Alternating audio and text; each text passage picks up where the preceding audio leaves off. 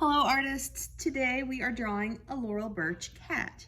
Now, I did put a link out for a video about Laurel Burch's life and a video about pattern. If you have not watched those two videos, please stop this video, go back and watch those before coming here to do the drawing.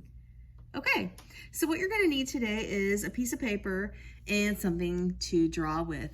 And if you have something to color with, that's great too. I'm gonna use a black marker to do my drawing just so that you can see it better on the video. But if you don't have a black marker, that's fine. Use a pencil or a pen or crayons. I'm gonna use crayons to color mine with when I'm all finished drawing. Okay, so Laurel Burch had a very unique style, means different, from the rest, and she did not make her cat look like a real live cat. She made it look kind of artsy and colorful and bright, and she put pattern on her cats.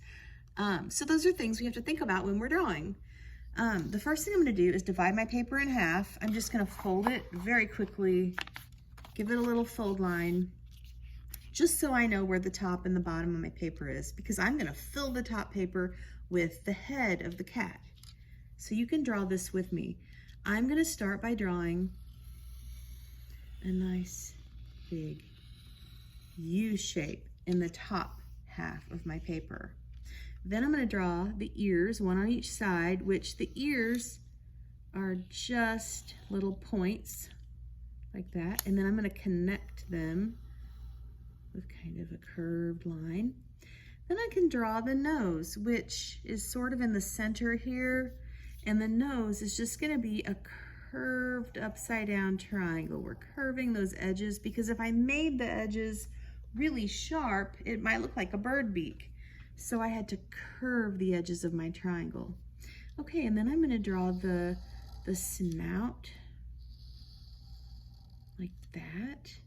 And then I'm gonna draw the mouth, which a cat mouth is really simple. It's just one line down, then I'm gonna stop, and I'm gonna draw a hook on one side, and I'm going to draw a hook on the other. Okay, and that way our cat is nice and happy.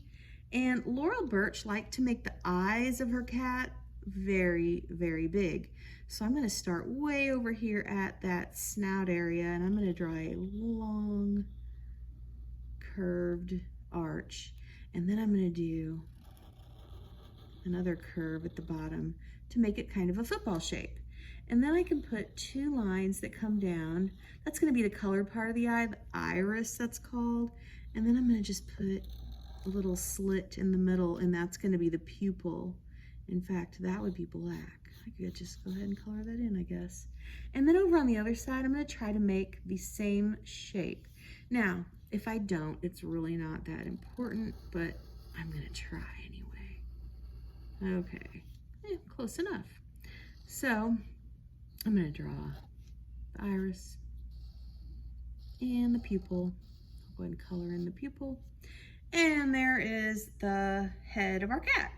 So now our Laurel Burch cat today is going to be sitting kind of sideways so that you're going to see the arch of his back right here. So this line I'm drawing downward. And then the tail is going to curl around like a spiral. But I don't want to get too carried away. So there is the back of the cat and the tail. Here on the other side, I'm going to come down and draw the front legs. So I'm going to come up in a U shape, and then I'm going to start at the bottom, and I'm going to do that again and come up in a U shape so that I have two front legs, and then the hind leg is kind of hidden behind the spiral tail. Now I can decorate my cat with some colorful pattern.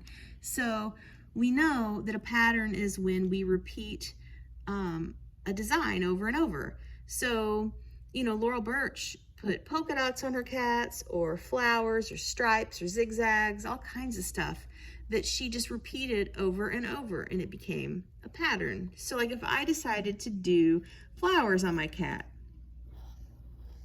I could do a polka dot with some flower petals. You do not have to do flowers on yours. This is just an example. Then if I repeated those flowers all over my cat, that is my pattern. And it's kind of in her style because she liked to do that. Okay. One more, I think, right here to balance it out. There we go. Okay, and now I'll put a different pattern on my legs. Maybe I'll put some polka dots on the legs. Just a line of polka dots. There. Okay. The tail, I kind of like the look of that spiral, so I'm going to leave it alone. I'm not going to put any pattern down the tail, just so we can make sure we see that spiral. Same with the face. If I put a bunch of pattern right here on the cheeks, it's going to be a little bit harder to see the eyes and the mouth. So I'm going to not clutter that up with other designs. But I am going to put a pattern on the snout area because I think one will fit there nicely. And I think I'm going to put some stripes, some curved stripes. Okay, there. So now I'm pretty much finished drawing out my Laurel Burch cat. Ooh, one other thing I could mention would be you could put pattern above the eyes too that kind of looks like eyebrows. I know she liked to do that. If you look at some of her cats, they have a design above the eye. So there we go. Okay, now I think it's complete. And what I would do next would be to get out some crayons, and I would think about what areas I would want to color. But what I want you to remember is, if you have drawn a pattern, try to keep it a pattern with the colors you choose. For example, if I colored the stripes on the nose, this purple, and then use this red violet, it's called, and then do purple, then what would my next color be? Red violet, yeah. That would keep a pattern going. If I would all of a sudden switch to yellow or something, I'd lose my pattern. Do you see what I mean by that? So when you're coloring, try to keep a pattern with the colors and the shapes. Okay, so go ahead and color the whole thing. Take a picture of it and send it to me on Seesaw. I can't wait to see your Laurel Burch cats. Okay, have fun, artists. Bye-bye.